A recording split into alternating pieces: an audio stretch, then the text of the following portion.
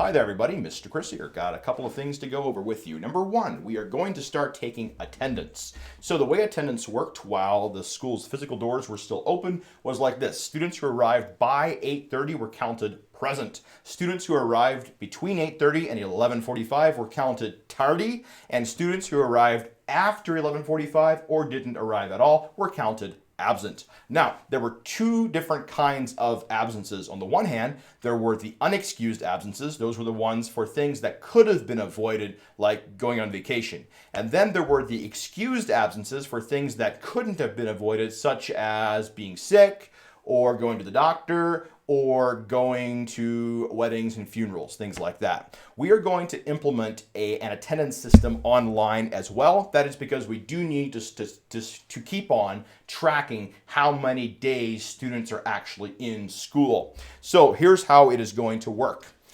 In each of your students' homeroom classrooms, on Microsoft Teams, there's going to be a post each morning that's left there by the homeroom teacher. The homeroom teacher will say something like this: "Good morning, it is Thursday, April the 16th. Give me a thumbs up emoji to show that you are present." Students then need to do that to show that they are in fact present, and that will be due by 10 o'clock each morning. So students need to give that thumbs up sometime between 8:30 and 10 o'clock to be counted present. If students don't get logged in time and they don't get that emoji left, or whatever the teacher asks for, until noon, they're going to be counted tardy. So up until 10, present, between 10 and 12, tardy. And then if a student doesn't get it done until after noon, or doesn't get it done at all, they're going to be counted absent. And then we're going to have excused and unexcused absences.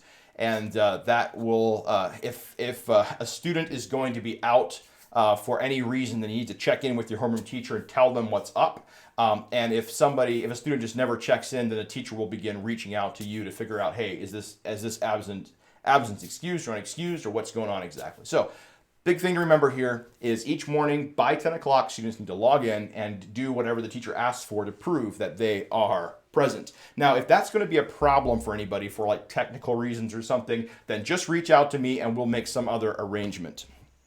But we do need to start tracking attendance in some way, shape, or form. Okay, number two. This is coming from your principal to the students directly. So if you're watching without your students, then just hit pause and tell the kids to come gather around, because Mr. Chris has a message for you. Okay, have you done that? Let's begin. Students, dear students, your principal has something to say to you. I have worked with quite a few students in my nearly 10 years of being a teacher and a principal. Some students were really good at school. They could study well, they loved school, they couldn't wait to come to school. I had students who actually were looking forward for Christmas vacation to be over so they could come back to school because they love school so much. Then I had students who didn't like school and they had to work really hard at school, and they kind of wished that vacations would be longer. But I've noticed something really interesting. It wasn't necessarily those students who love school and were good at it that are now successful now that they've left school and are adults. I've noticed that the number one marker, or at least one of the top 3 markers of how successful a student grew up to be as an adult, was, drum roll, how hard they worked. You see, I had some students who were really good at school, but they never worked very hard. And they took that exact same attitude into the workplace once they got out of school. And I had students who weren't very good at school, but they worked extremely hard. They fought for every grade they got. And they took that same mentality out of school with them. Right now, you guys are kind of like wet cement. You can still be shaped and formed, but once you're an adult, that cement kind of dries. And so the attitudes that you are developing right now when you're young are going to kind of get hardened and become brittle when you get old. What I'm saying is it's a lot harder to change once you get old.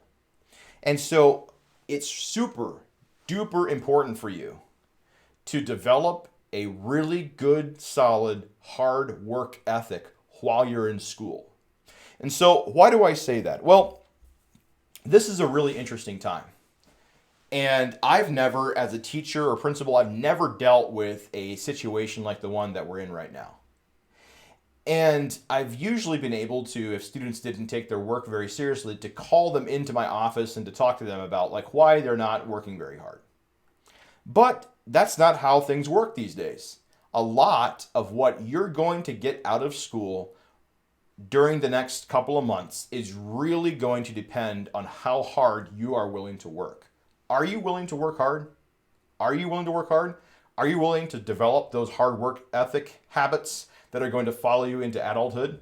Do you want to be successful when you're old? Well, then start right now. Do you want to be successful? Do you want to make a lot of money, own a business, whatever it is that you want to count as being successful? Then it's time for you to get to work right now, because the habits that you create right now are going to follow you straight into adulthood. So get to it right now. So what would that look like? What would that look like right now while you're here at school? Well, number one, you need to log in and be present at 10 a.m. for sure. So basically, get up and get to it. Get up and get to it. Secondly, watch the videos to understand them, right?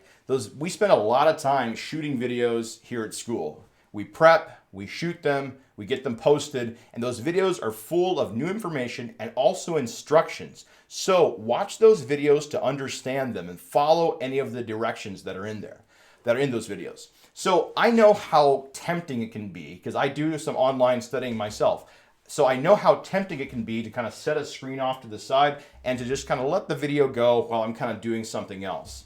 But that's kind of pointless. It's actually a waste of time. There's no point in trying to watch these videos and to learn as little from them as possible. If you're going to invest the time into watching these things, then try to understand what those videos are saying. Watch them to understand. If you don't use your brain, it's going to get rusty. Don't let that happen. And number three, take great pride in the assignments that you do. Read the instructions and then complete the assignments with excellence. Use good penmanship, put a lot of thought into it, and just in general, do an excellent job. So finally, our goal here at PCA, and for sure my goal as your principal, is to get you ready to make the big jump into the next grade, or if you're a senior, to make the big jump into the world outside of school by the end of this fourth quarter. And I am looking ahead to the fall, and I'm realizing that we have two options here. Number one is to do really hard work right now to stay caught up. Or number two is to work even harder in the fall to try to catch up.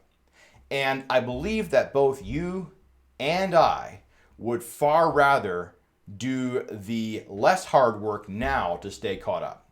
So in summary, what I'm trying to tell you is this.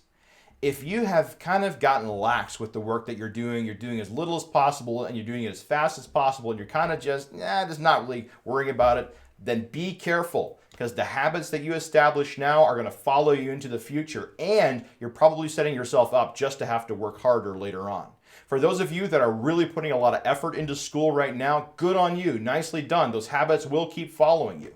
And you probably will be pretty much caught up when it's time, when the fall term rolls around here in a couple of months. So my challenge to you as your principal is to take this time to work as hard as possible, because hard work never killed anybody. Hard work is good for you, and it is probably the top, or one of the top markers that will determine how successful you're going to be.